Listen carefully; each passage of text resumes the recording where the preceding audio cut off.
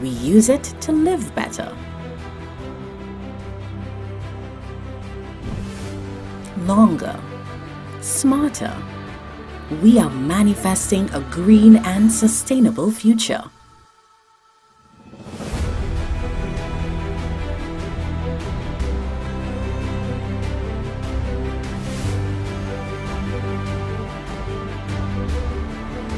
Sustainability is not just our passion, but a pledge. As we realize the potential of our people, we make a promise that we are thinking of tomorrow. NGC, pursuing sustainability at the forefront of energy.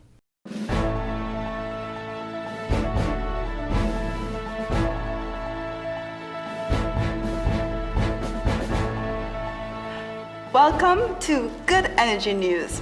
My name is Katija Ross and I will be speaking to you about energy, specifically renewable energy and energy efficiency.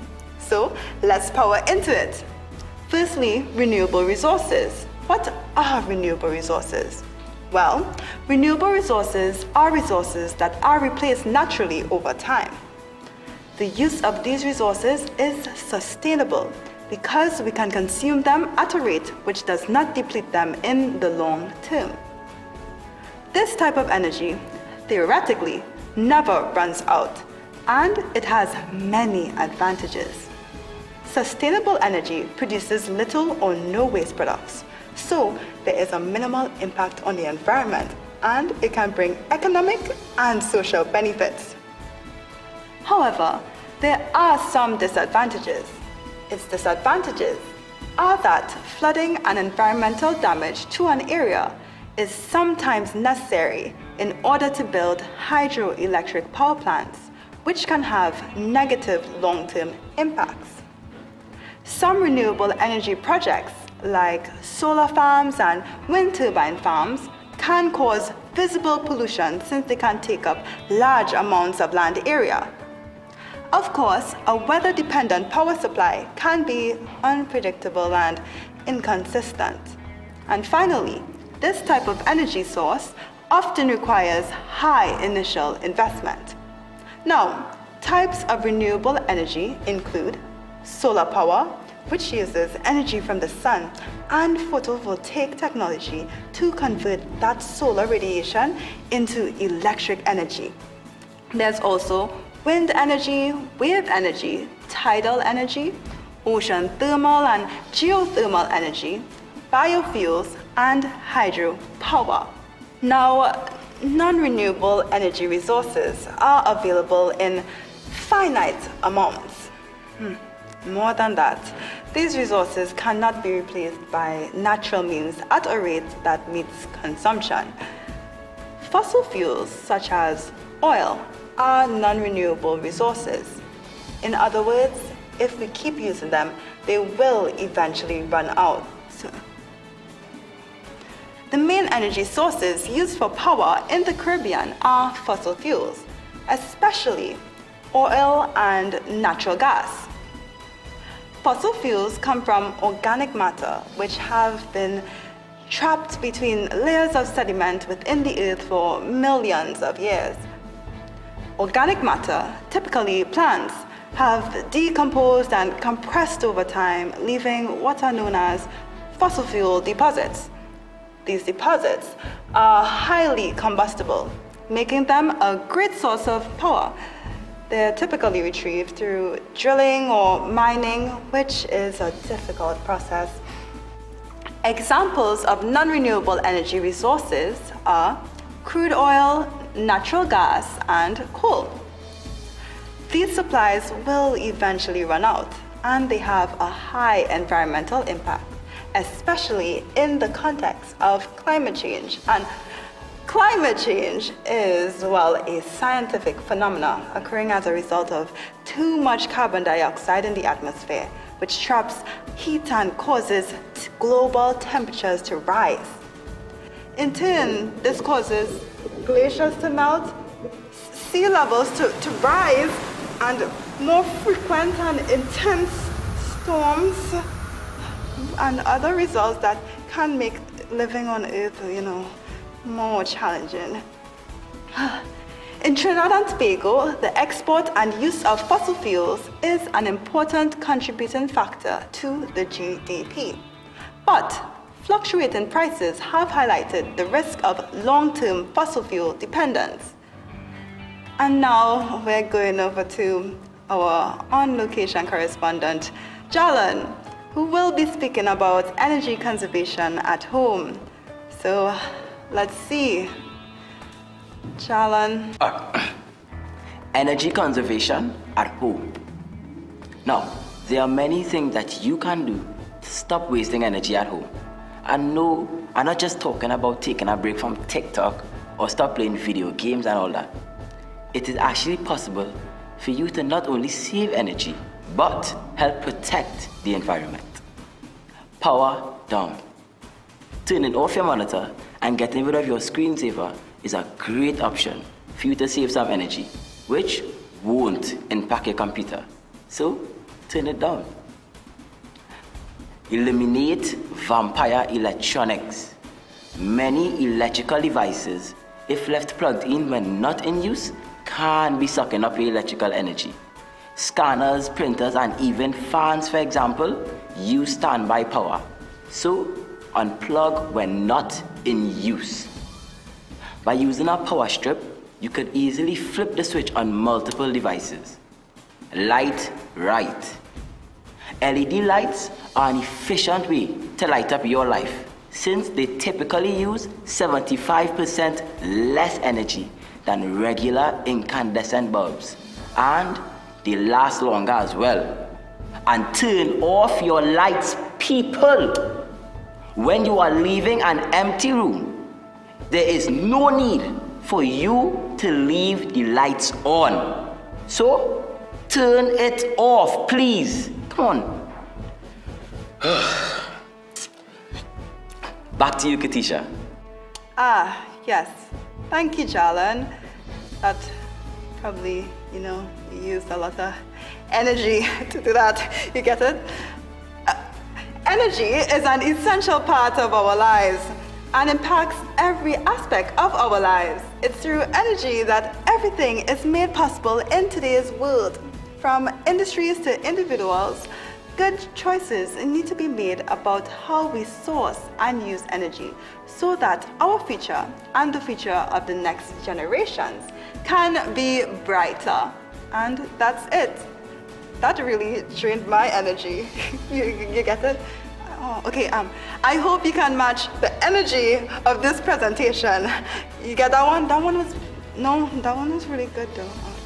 Anyways, remember to stay bright and Khadija out.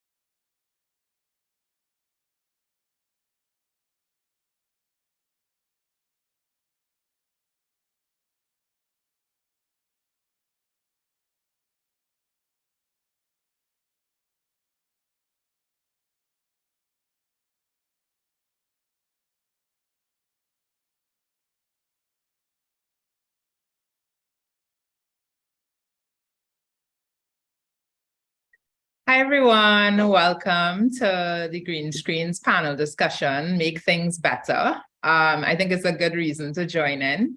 I'm really excited to be a part of this panel and to watch this amazing film, They Thought I Was Mad. And we'll be introducing the film shortly. Just to be clear, we are on the panel to discuss ways on making things better, how we can improve our livelihoods here in the Caribbean. And I'm really excited to see the film, and we'll be introducing it shortly. The filmmaker and creative director of They Thought I Was Mad, Andre Allen, is on the panel, Aaliyah Joseph, film editor, as well as Rihanna Chen, who's the project lead at Easterite Nature Center.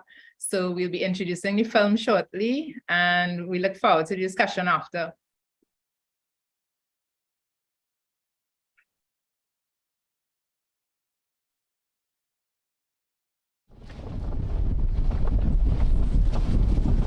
So we're gonna go have a look at the garden now. So for instance, this garden that we're going to, that's the heart of PEG. And the heart is the organ of love, empathy, and compassion.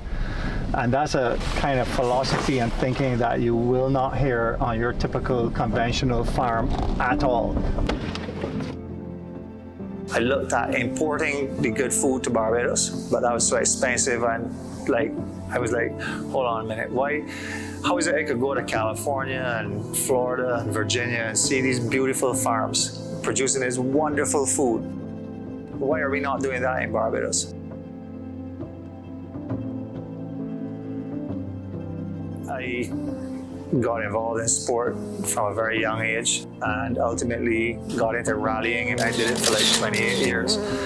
But all during that time, I had actually incurred an injury and I blew out a disc in my lower back and had terrible pain on and off for years after that, like 25 years of pain. And that's what drove me to meeting this guy who's a licensed holistic health practitioner in California. And I went to him about my back pain. And it was there that he did an assessment on me and determined that a big part of my back pain is was stemming from the fact that I was eating such terrible food. That's how this idea was conceived. I have no background at all in agriculture, never raised a chicken or grown a head of lettuce in my life. But when my situation, I realized right away that in order for me to improve it, I had to do these things. And then I thought, well, if it's good for me, it could be good for everybody else in Barbados too. Bear in mind, we're doing something that no one's ever done before. I chose the highest point on the island so that a farmer uphill from me couldn't spray with deadly pesticides and whatnot, and then the rain wash it down on my farm. So I knew I had to come up high. And let me tell you, there's a whole bunch of benefits of being in this high point too. The rainfalls, highest rainfall on the island. If you have arable land next to a natural forest, that's nature left alone doing its thing, it's thriving. And then you come right next to that and grow food, that's golden. I didn't even try to seek funding in the beginning. I wanted to do it myself to show that I am willing to put my money where my mouth is. I've been trying to create this place that is a beautiful nature reserve and lots of opportunity, good food. But for me personally, the experience has been stressful. But I recognize that I was being tested the whole time. And that's what I've been doing so far, trying to figure out, making mistakes, learning from them, getting knocked down by challenges, getting back up, trying again, getting support from people, and people coming and supporting it by eating at the restaurant. We're very fortunate to be located on a farm. If you look up there, you can see the chickens. I mean, we know where eggs come from. It's wonderful. You can just walk up there, we go and pick your eggs sometimes. So we get nice, local, fresh ingredients. So it's kind of like we work hand in hand together, keep showcasing what we can do with local produce.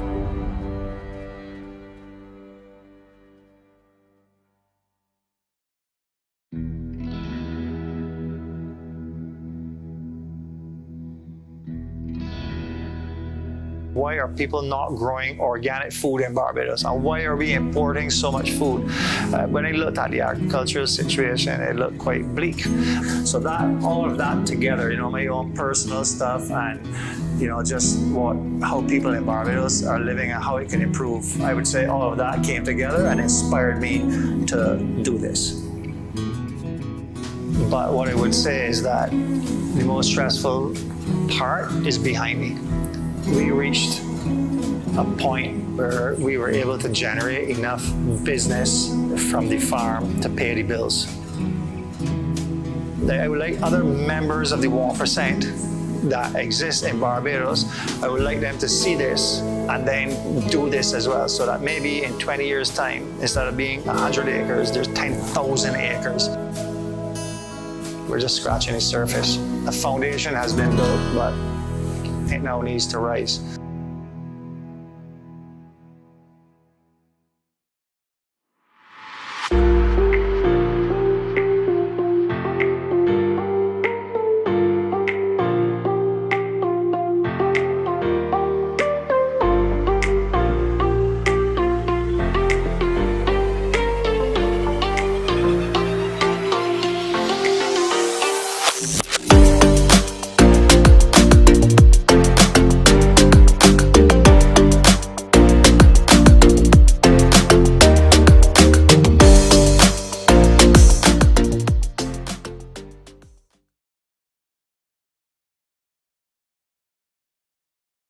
Hi, everyone. Welcome back to the Green Screen panel on Making Things Better. And we would have just watched the film, They Thought I Was Mad.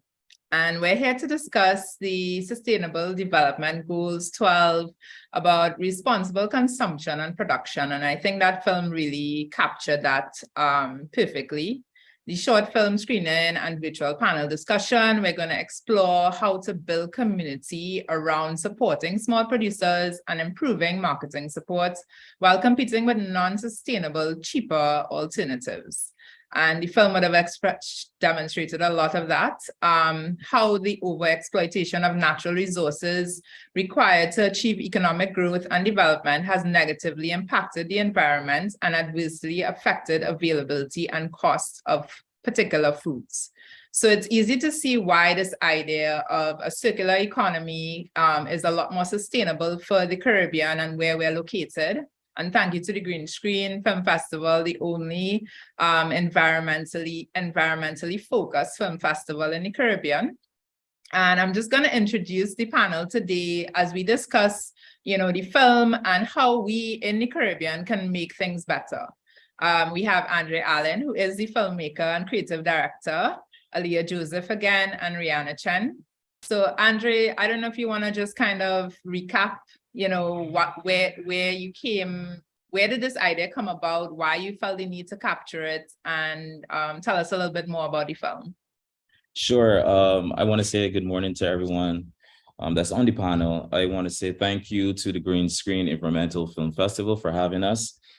This film came about by 10 filmmakers who were actually chosen to be a part of a workshop put on by the American Embassy in Bridgetown, Barbados.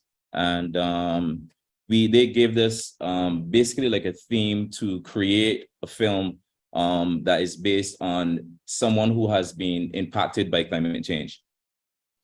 And we got together as a group, all 10 of us, and we decided we kind of pitched ideas and decided like what we were going to go for, what are some of the stories that we can tell. This basically was one of the ideas that were being pitched in the group. And we decided that we wanted to do it because we saw that, it was a great juxtaposition, of someone who came from, driving rally cars for years to then create this, this wholesome, organic, basically farm to table business structure And so we got together as a group. We basically, assigned roles. I was assigned the director role. And that was very interesting for me, and it was new because this is the first time that I've actually directed a film. I've worked a lot. My history in filmmaking is a lot of commercial work, a lot of music videos, and this is the first time I've actually been in a director role for a documentary, which was brand new.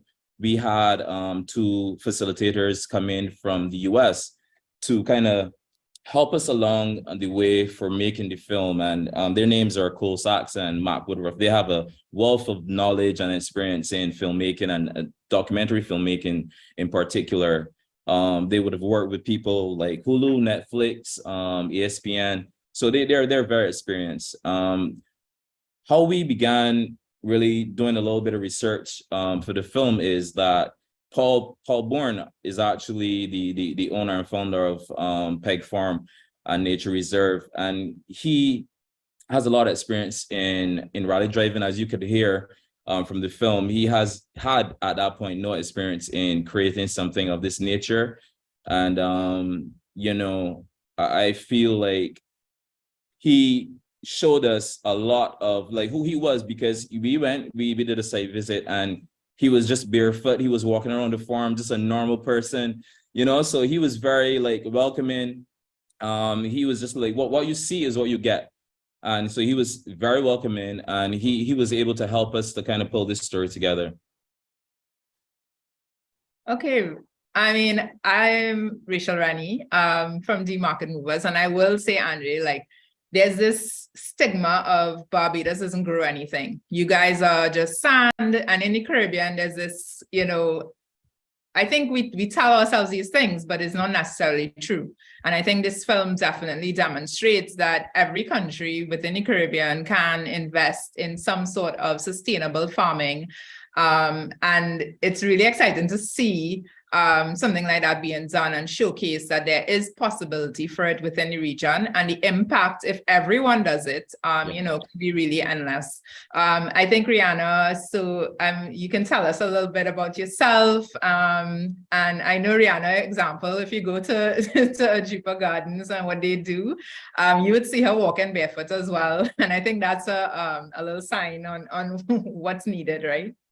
So Rihanna, can you tell us a little bit about yourself and how you feel like the film impact what you're doing right now in Trinidad and Tobago?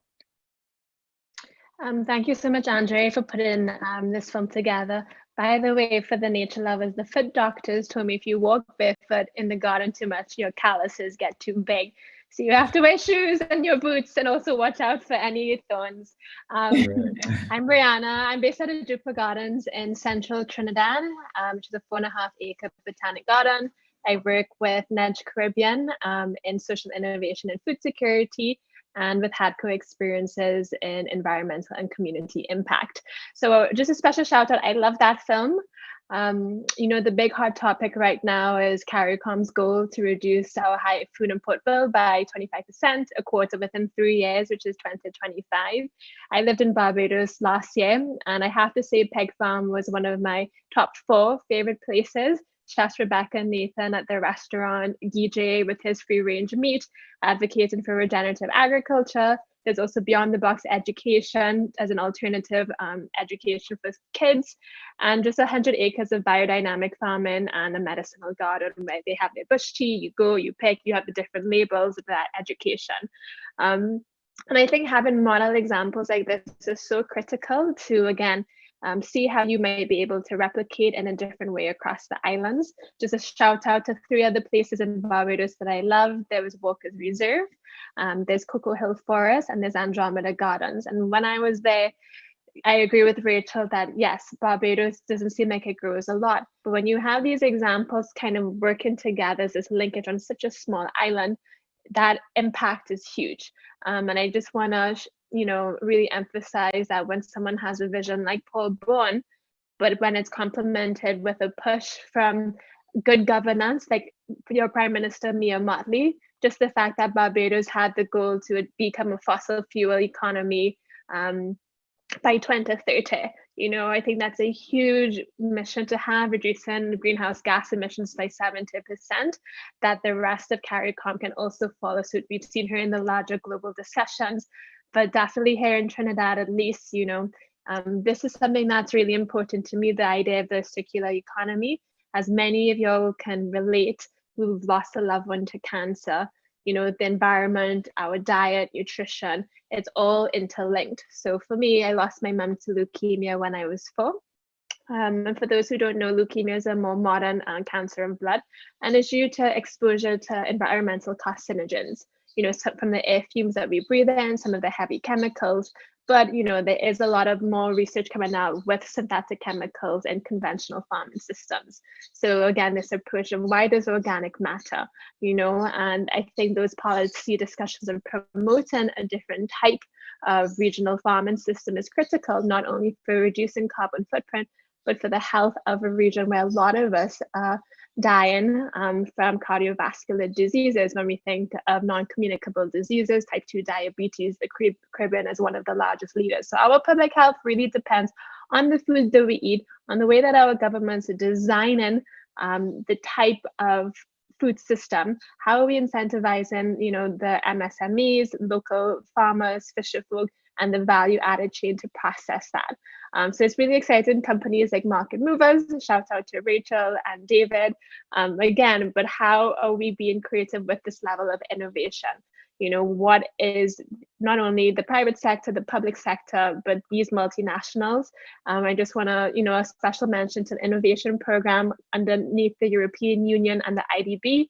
They've had this a big push with millions of dollars being invested into promoting diversification across the economies.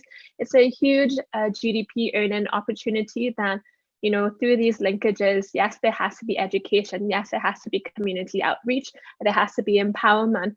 But again, the way that we can strengthen those linkages within an island, across islands, not only the English, but eventually the Spanish and the French, I think that is instrumental, given the history that we come from in the Caribbean, post-colonialism, we can't deny that fact. But again, there can be really special ways of how we invest in a lot of the talent that's culturally relevant to come up with all these cool products.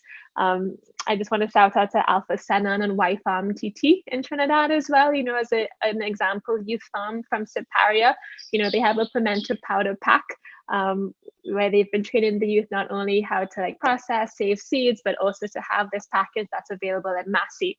And those kind of linkages are really important too, of yes, you have these farmers and manufacturers, but where is the private sector encouraging this, and everyone has a role to play. So I'm going to pause there.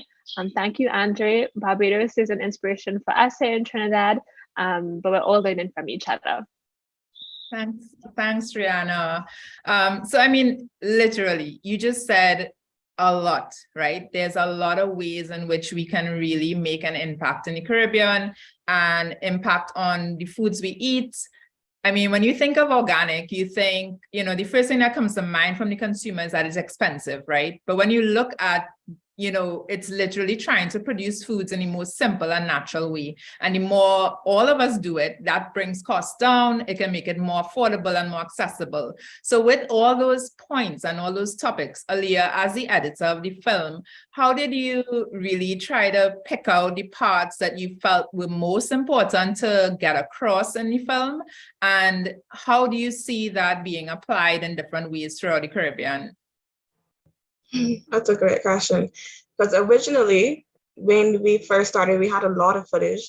As Andre said, there were 10 of us, but we split up into different groups of 5.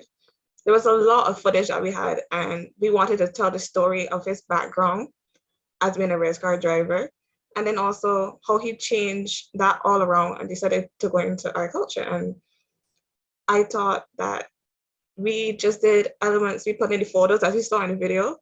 We tried to capture everything, and even the other photos of the farm, we were on his social media and took those. So those are other people's experiences going to his farm as well. So it didn't take much. It was a very simple video, as you can see, but we wanted to explore all different sides as it was his journey as well. He told us his story as how he started how he's continuing, and he also wants to introduce the other 1%, as he stated, to come together with him and tell their story and show them that we can grow, we can do much more in Barbados and not just be known for, as you say, our sea and our sand, right? So I really encourage others in the Caribbean also to go and explore their country and see what others do. Because for me, I only went to Peg Farm literally a couple of months before we did this video. I did not know Peg Farm existed. Wow. And I was, even as we were editing and we took all this footage, we would keep going back to him and say, is this all your land? As you said, all this overview. So we were surprised. He had so much land, and it's more than we could have showed, actually. So I would encourage everybody to really go and tell these stories. There are a lot out there, especially in your countries that you don't know. All you need is a camera, and you can start with basic editing, just get the programs. They have some free programs, and you can go out there and you can edit and tell your stories. You can get them out there. It doesn't need a lot. Yeah, I think that's a great point. Capturing the stories, we do it naturally on social media, right? You might film your day, you might capture what you're doing. But with regards to the food security part of it, I mean, Andre, just from what you captured on the film, of course, what's happening in Barbados, as Rihanna mentioned, your Prime Minister is so passionate about, making these environmental and these food security changes. One of the biggest missions for me, which my business is completely motivated by, is that 25 by 2025, bringing down our imports by 25% by 2025. And we keep talking about it. We keep saying, food security, we need to do import substitutions. And I'm just going to give you an example of, with Market Movers, we have a line of frozen fruits that we distribute throughout the Caribbean. We actually just started selling in Barbados. And I think it's a huge deal to have Caribbean people enjoy the fruits that are made for us, right? Passion fruit, mango, guava, the nutritional benefits. And it's not just food security, but it's that nutritional security as well, right? We're importing these items that are might be third grade, doesn't have the nutritional composition, and things like that. But with regards to food security, what do you think this film, as how can it really help those on an individual level, from consumers to producers along that value chain? How do you think this film can impact persons along each part of that value chain?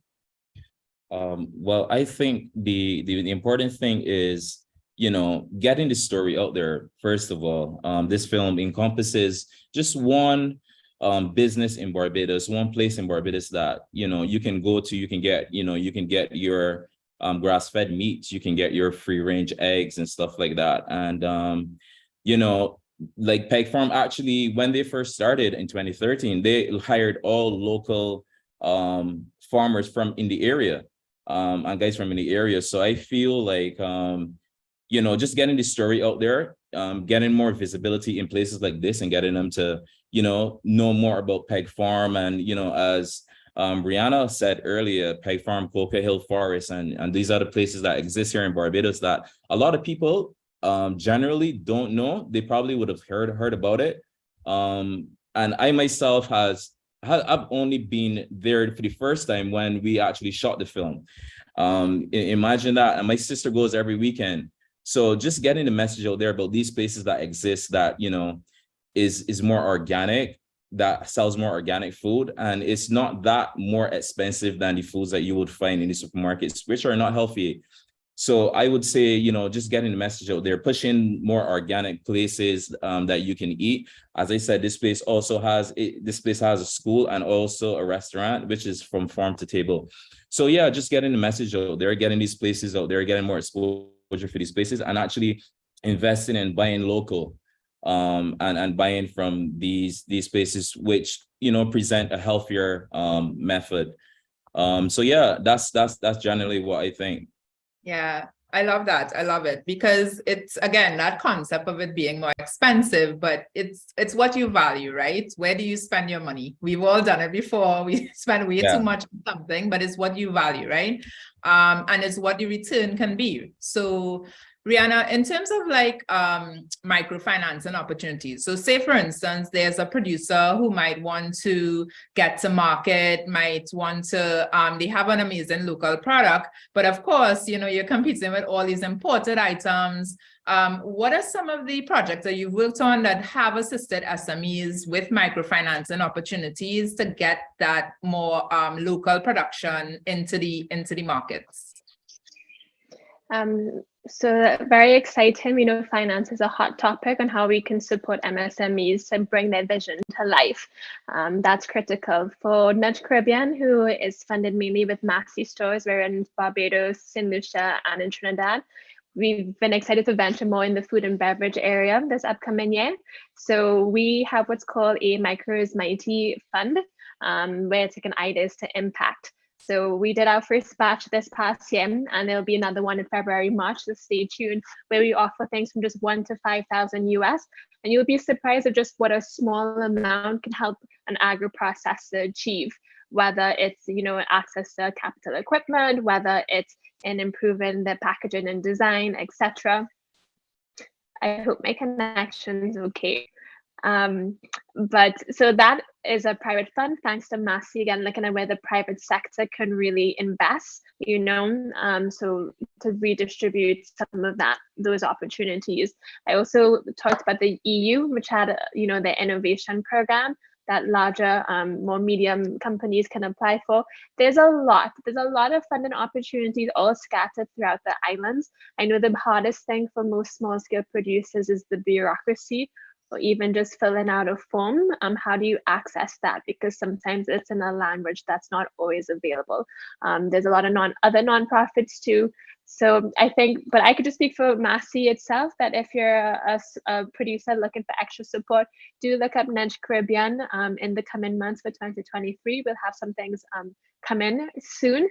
But I think that's huge, of where the private sector, where public sector might fall short.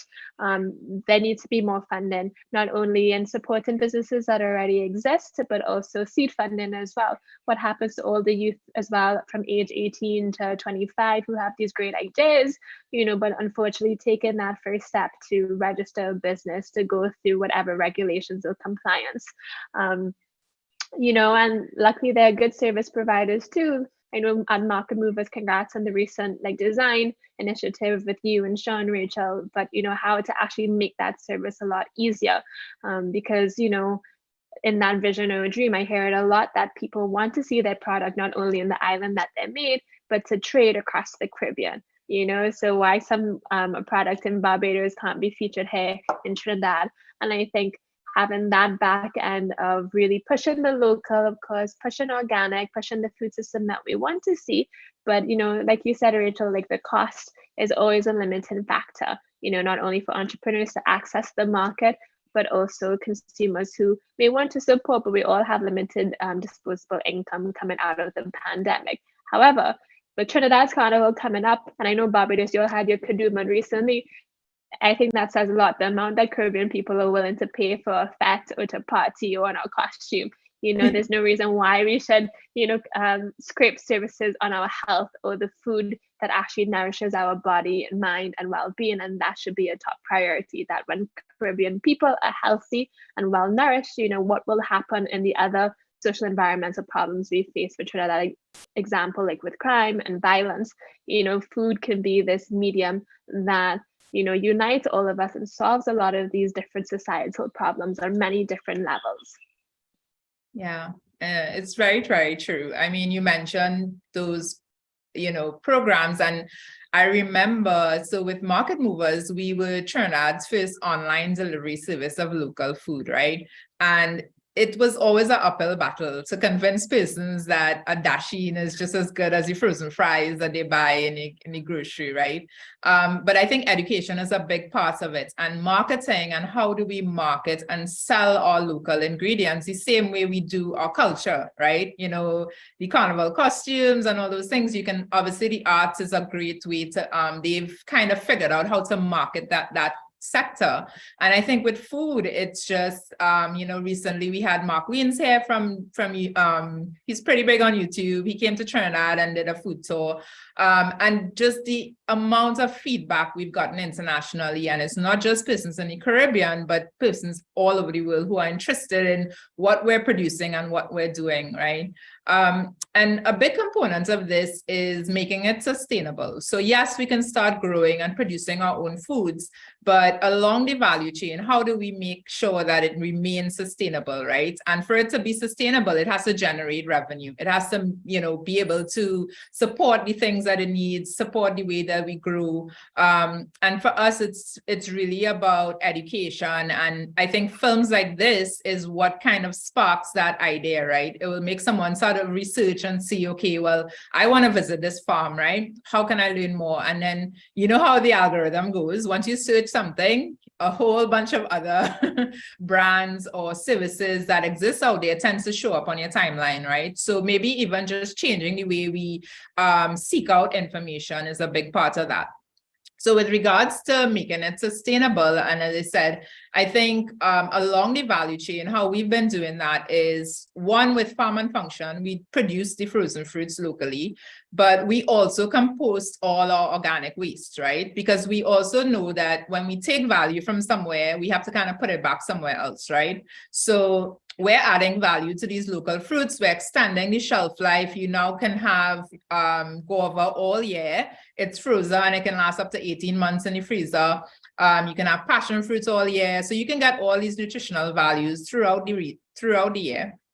But what we do is we compost all organic waste to then go back to the farms. And, it's a simple way we work with a company called Enipsis here in Trinidad, and they basically bring the bins, you put your waste in, it's then composted and returned back to the farms. So, seeking out companies like this, I think is really important, and supporting them as small businesses.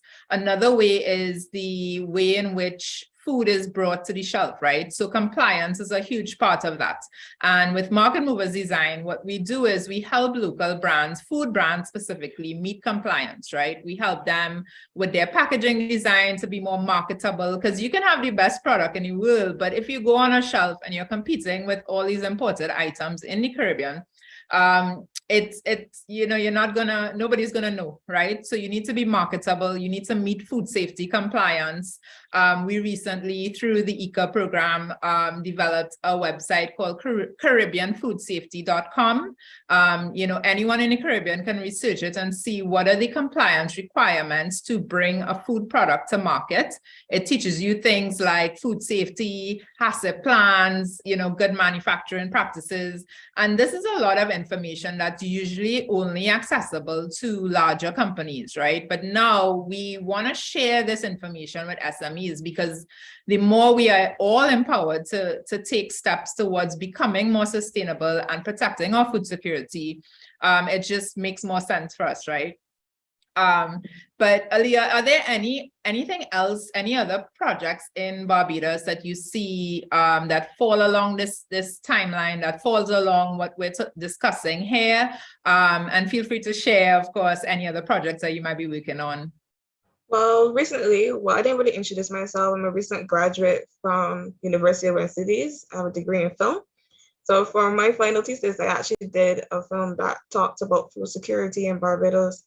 And following my community garden, who decided to take their part and turn it into a place to work for agriculture. And so that is on this topic line. I didn't know much about film festivals at that time, so I did not submit to show you. But I honestly want to continue that story as well, to go to other community gardens, because after we spoke, other community gardens started to pop up as well, and we recognized there are more people that are doing that same thing. Other people have stories to tell, why they started, know that they see that agriculture is not just planting, but it's therapeutic for them as well. So, yeah. So I'm going to continue that route of therapeutic soil. That's the film name, and I'm going to continue to go to other people as well, like how we did at PEG, and tell their stories. And their community that want their stories told as well. So I'm pretty sure that not only me, but other persons will go and tell those stories as well. Wow, really great. Yeah, I mean, I think, well, shout out to Green Screen, of course, for giving persons in the Caribbean this platform to really tell their stories. And what I really like and enjoy about the film festival is that, you know, none of they're not Hollywood blockbusters, right? It doesn't have to be this perfect, well curated way, but you just need to make sure that your message and your voice is heard, right? And platforms like this that help you share your message, and it shows you as well that the Caribbean is so diverse. It's, you know, what we have in Trinidad, like what you all have in Barbados, it's so diverse and so complex that that's where the meat is, right? When you look at things like the model of, say, as we was talking about films, blockbuster films, you know, to make it's really small, right? You need to have a huge budget, you know, the production value needs to be high, but yes, you can make a lot of money, but you have to spend a lot, right? But when you look at models like, say, Netflix, that literally captures all this other content, or say, for instance, what Amazon would have done with books, etc. Basically, what it shows is that people are interested in much more than just the big ticket items, right? We're interested in stories that really matter. And I think as a collective, when we have that many stories to tell, that's where the meat is, right? It's not about the biggest stars on social media or the biggest, the loudest people, let's just say, but there's a lot of stories to tell that matter. And because the Caribbean is so complex, it's like, it's so unique. We could have really, really unique stories to tell. And just even when we talk about that circular economy and we talk about how can we do that, you know, from film, highlighting community gardens, educating consumers that, you know, supporting these causes, the impact is endless, right? Andre, is there any like future projects that you think you want to be working on, or you want to, that you think can have similar impacts, but are there any upcoming projects that you think will be pertinent to this? Oh, I think you're muted. My apologies. Yeah, so I am working very closely with another environmental organization here in Barbados, and they have started to actually track fishermen so that there's not a lot of overfishing. So like in terms of, you know, food security and stuff like that, I'm planning on working on more projects. Currently, I'm only working on that project right now, but there are other projects that I'm looking to work on in terms of like, you know, similar to what we would have done with Peg Farm, and honestly telling other stories as well, like, because as Leah would have alluded to, like, there are a lot of stories that, you know, right here in your own backyard, that I feel they're very important to be told as well. They may not be big, you know, and grandiose, but there are a lot of stories too that, you know, that I definitely want to tell in the future. Awesome. Well, I mean, good thing Green Screen here, so we could yeah, really, really shout out to Green Screen for all the work that you all have been doing. And exactly what you're saying, like, for instance, Rihanna and I just recently worked on a project together. We hosted something called Community Table, the Community Table. So prior to that, we had a farm to table event called Our Moving Table, Market Movers. And we literally showed it as we started it to really market local food. So we would have these monthly dinners where we would use 95% local inputs to show the consumer that you don't need romaine lettuce for it to be fancy, right? We like the fact that we import lettuce just still blows my mind. But at the same time, like it was a marketing tool for us, and it evolved. It ended up being 5 years of these dinners. And of course, the pandemic totally squashed that for that 2-year period. But the amount of good energy that came out of it and good food, we had a German chef featured in one of the events. You know, she had to make sauerkraut and she wanted the purple cabbage, and we didn't grow that locally. She literally dyed the green cabbage with sorrel I'm sure you all know what sorrel is, right? So she dyed the cabbage just to get the same look, but it just shows you how innovative we can be if we use the resources we have, right? Sometimes when you take away something, you become innovative in its own way, right? And you would have seen this in different countries, like for instance, during the Cold War with Russia. I know talking about that is maybe a hot topic, but you saw the impact of that during that time. All these amazing cheesemakers and producers just sort of sprouted up naturally because, again, they didn't have access to all the imported American stuff that they might have been using before, right? So you kind of saw that during the pandemic, and I will say for Farm and Function specifically, you know, all the imported pineapple, they couldn't get it in the country, everyone knows the issues during that time. And all of a sudden, our pineapple was sought after. It was high valued. Everybody wanted it. And unfortunately, as things open back up, you just saw that demand kind of go down. It didn't go away completely. But again, it's this reminder that we need to make it sustainable, right? We need to think about how can we make this last? It's not about this one film featured this year. It's about, as you said, getting it out there, sharing it on platforms.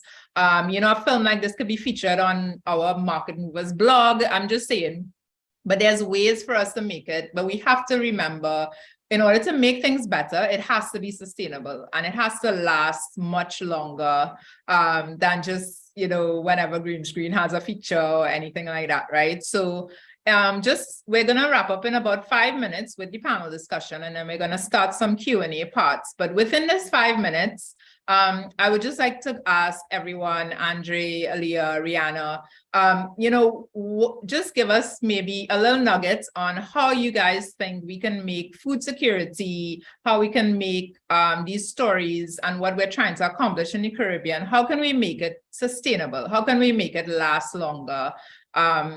I know there's a little throw you all on the spot there, but if you can think about just one way in which we can make sure that this remains sustainable, if it's through film, if it's through the work that you do, but just to really ignite the audience to see how they can do the same. Andrea, I don't know if you want to go first, or Rihanna, Aaliyah.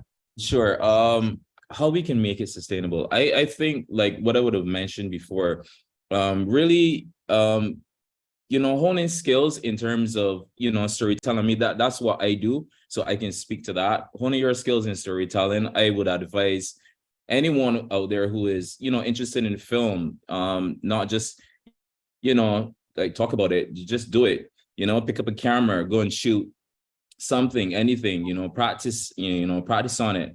And, telling stories ultimately will last forever. Because it will always be out there in the public's domain or online. And so I think like telling these stories, getting the message out there via film and visuals is really important. I mean, we do a lot of posting on Instagram. We post basically our daily lives, right? But I think like inspiring people to do tell more stories and the importance of food security and having a sustainable lifestyle when it comes to eating better and like be responsible for what you're buying and how you're growing, how you're creating as well, I think is very important. And for those who are in film, paying attention to your environment, your surroundings, and not damage the environment while you're trying to capture it as well. I think that's also very important to note. I saw recently that I want to shout out Von Lee Smith as well. He just did, and he won the award for Your Very Short Shorts with the 1%. So that's another Barbadian filmmaker that he's doing great things. I'm very proud of him and the work that he's doing as well. So yeah, I encourage more people to tell stories through film. Awesome. Aaliyah, any tips on how we can really make this sustainable and last beyond this panel discussion? I think it's awareness. Once we get it out there and once people know, more will follow. And I would say that also, if you know us as filmmakers and you can't film, but you have a story to tell, you can hit us up, you can message us, you can find us, and we will help you tell that story. I love that. I love it. Together, and we will get it told. Rihanna? One, food access. I would just want to take a moment to remember marginalized communities, especially out of the pandemic, single mothers, elderly, those with special needs. How can we include them and making sure that they get nourishing foods? Shout out to Food Barbados. There is a soup kitchen, Red Cross, even in Trinidad with Living Waters and those. And I know they work with migrants, but food justice is really important to have food security and food sovereignty. Second, the massive role of private sector where government may fall short, and how they can work together. Example, I know with Massey, they have their 100-year anniversary coming up in February, and they're trying to promote like 100 agripreneurs as well, and how can we like bolster? So people who have that capital investment who can support. Example with Hadco experiences too, with Acerite Nature Center, Mount Plessis, like your topic of food tourism, how can a menu change a community? How can a menu with 95% ingredients, example is Local & Co in Barbados as well, because where that money goes, not to feed an import bill that's far away in North America, in Europe, etc., but right here in the Caribbean, using Caribbean ingredients and products. And people will pay. People are excited to eat the dasheen and, to taste something that they've never had before. So changing the tourism package that we might know from the 1970s and 80s, and then make it more culturally relevant. And then I would say third is synergy, that everyone has the equal part to play, from the politicians to the chefs to the doctors, schools, teachers. It's a whole systems approach. And if we can understand, not also having an anthropocentric approach with people, but understanding the living organisms in the soil, understanding that interconnectedness with pollinators and with plant and animal life, that everything has a ripple effect for 7 generations from now. So keeping that in mind, that as we all work together, thinking of 2050, 3000, what is that going to look like, 100 years from now? I love it. Yeah, I mean, I think everyone is on the same page here. I really like what Andrea said about being specialized, and for our businesses, everything we say is we will work for food. So everything we do in the agriculture process is around local food, if it's design, if it's e-commerce, if it's through a physical product. But being specialized is something I think that we can all benefit from. The better we are at what we do and remaining focused to that, I think can be really impactful and sustainable. It's not about pleasing everyone and being everything for everyone. We all know when we do that, how it never really works, right?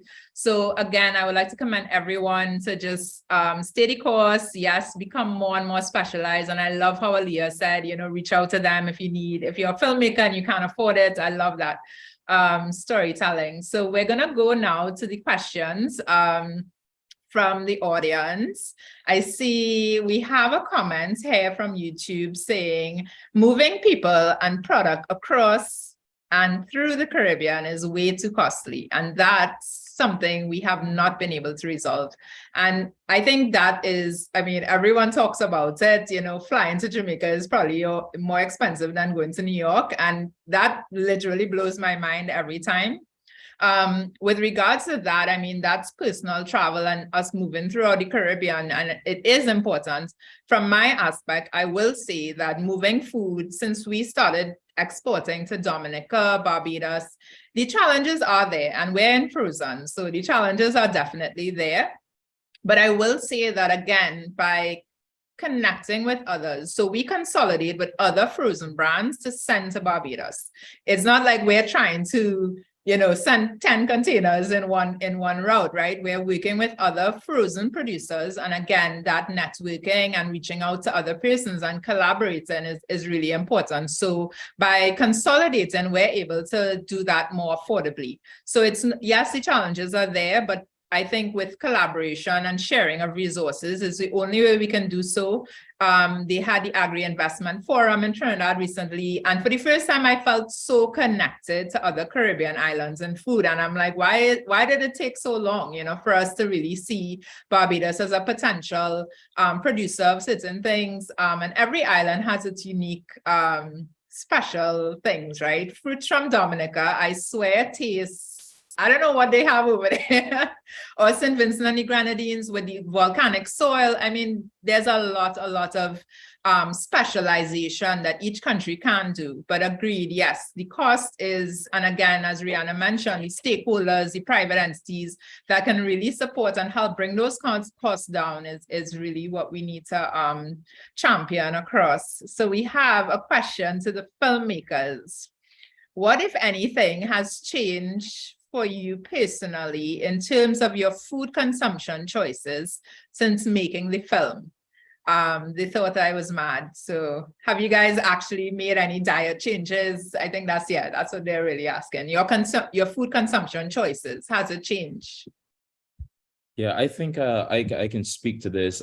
Personally, my food consumption choices has changed. I am now buying more organic foods, and I do actually buy foods and produce from Peg Farm itself, you know, and their eggs as well. So definitely has changed for me. Obviously, I'm getting better at it as well. Eating more healthy, eating more organic foods, and actually looking out for these things as well. Because before, you know, you can just go into the supermarket and you can just, you know, you just buy whatever without knowing like where it comes from, how it's grown and stuff like that. So now I'm more conscious of like what I buy and where it comes from and how is it grown. And I think that that's the major change that happened after making this film. I love it. Aaliyah, anything? Well, personally, for me, as I spoke earlier, that we were doing the community garden. So a lot of our vegetables and things are now coming from that garden. Right now we have pumpkins in season, so we're eating those regularly. Love it. Supermarket, you know, we go look around, but it's also the price is what will make the difference as well. We can make the decision to, you know, change our diet. Also, it's not really easy when it comes to the prices of the vegetables and stuff in the supermarket. Yeah, understood. So we have a question to all the panelists. Crystal Carabon, she says, I think that sometimes a deterrent for maintaining continuity in this area is the lack of funding. What would you say to persons, especially to young persons, to keep motivated despite the ongoing challenges? So, I mean, right off, I would just like to answer. I do think the challenge is the continuity and the lack of area of funding, right? So again, innovating there are a lot of resources there that we have access to that we sometimes take for granted. To make the most out of it. When we started Market Movers, for example, we literally couldn't afford a brick and mortar store. So we started selling online. And I think, you know, social media, I know a lot of businesses that are running their businesses through Instagram and Facebook and things like that. So there are more resources in that way. Yes, of course, that's always going to be a challenge, but to keep motivated, as I said, is find that passion and stick to it. I think every time I change my business idea or somebody called and asked for something that I was not specialized in, I always failed. We always fail as a company every time we try to do something outside our core beliefs. So staying true to your core, staying passionate, you will naturally attract what you're looking for. And I thoroughly believe that. I have never gone a day hungry. When we started out, my business partner and I couldn't even afford to take the same classes together. We would have to decide who could go this week because we really couldn't afford it. But we stayed true to what our passion was. And now I could say, like, a farmer at least once a day or once every week will drop food for me or drop some vegetables. And I really don't think that in the Caribbean, anyone should go hungry because we have so much amazing resources here. So anyone has any tips for Crystal? She's asking really, you know, with all the continued challenges, how to stay motivated and stick to it. Have you guys had an example of where you thought you wanted to give up and what kind of made you say, nah, I come too far? I'll chime in on that one as well. I think what you raised in being passionate is perfect. I think passion plus purpose, like if you already have a passion for it and you think that that's something that you really want to do, stick to it. In my business personally, I have gone through, you know, so many times that were, you know, really difficult in making film. You know, filmmakers, you know, a lot of times we do projects based on passion. And Like, I remember wanting to give up my business and go and work full time. And I was just like, no, I know that, this is going to go somewhere. I know for me that, and I just stuck with it, and things started getting better, and I started getting more clients. And a good way to that you mentioned would have been, promoting yourself more on which is the free platforms, Instagram and Facebook, LinkedIn, those platforms. So I would say just stick with it, just stick with it. It may take a while, but I would say stick with it, and you're guaranteed to reach some form of success. Okay, awesome. So we have another question from Cindy Lou Valentine, who wants to know how the public can access the film.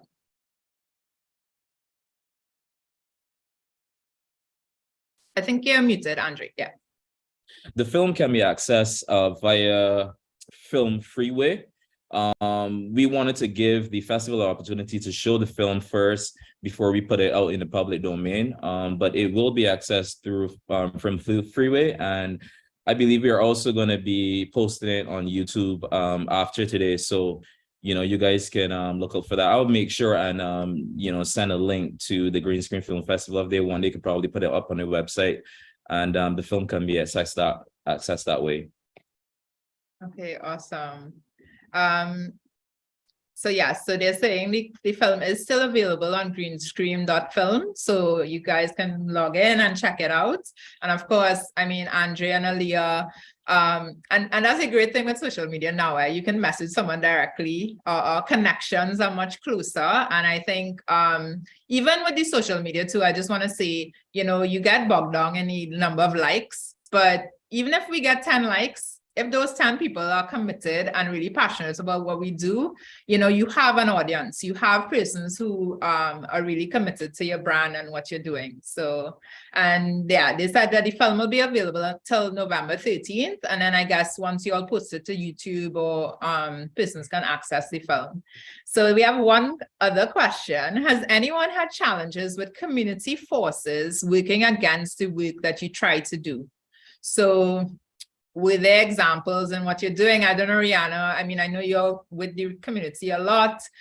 Were there anything that really kind of, put that spoke in the wheel on any of the projects that you were doing, and how did you all maybe overcome that? I'll give a shout out to the Green Market in Santa Cruz, Trinidad, where we worked with like over 70 farmers, artisans, and agripreneurs every single weekend. Community, it's a beautiful concept, and it's true we need community to thrive, especially in the Caribbean.